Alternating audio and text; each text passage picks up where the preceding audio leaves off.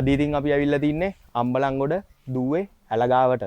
මේ ඇල ඉතින් මේ මාදාම් පාගඟට වැටෙනවා. මෙහෙම කෙලින්ම ගියාම අපි ඉතින් මෙතන තමයි අද තිලාපි ටිකක් අල්ලන්න try කරන්නේ. බලමු ඉතින් අපි කොහොමද කියලා තිලාපි ටිකක් අල්ලන්නේ.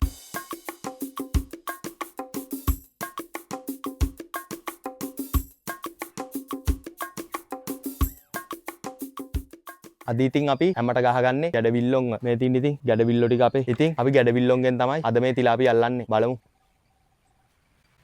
අපි ඉතින් පස්වලම තමයි ගැඩවිල්ලෝ දාලා තියාගන්නේ. මේ විදියට අරගෙන ගැඩවිල්ල මේ විදියට ගහ ගන්න ඕනේ. මේ තින්නේ. බලමු ඉතින් කිලෝ එකමාරක තිලාපියක් අල්ලන්න තමයි ඉතින් try කරන්නේ. දැන් මේ දවස් ටිකේ වැහැලා ගඟේ වතුර වැඩි හින්දා තමයි මේ ඇල් කටවල් වලට මේ මාළු එන්නේ. මේ විදියට ඉතින් පිත්ත දාගෙන පියාව දිහා බලාගෙනම ඉන්න ඕනේ.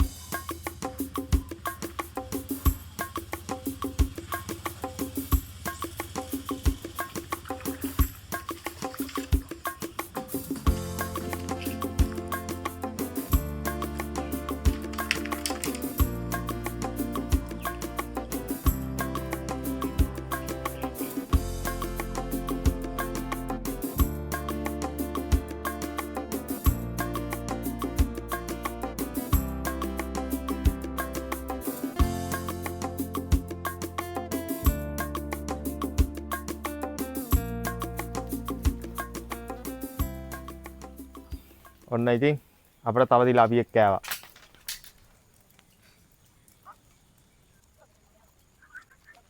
මාළුවෙක් කොටනවා බලමු.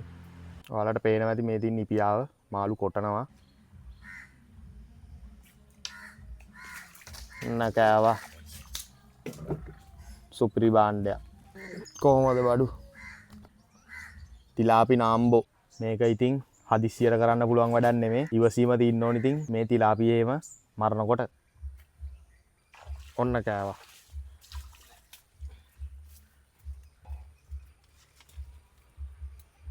මේ ඉන්නේ ඉතින් මල් තලඹුවේ. අපි මුන් කෑමට ගන්නෑ. ආයිත් වතුරට දානවා. මේ මල් තලඹුවව වතුරට දාගත්තා.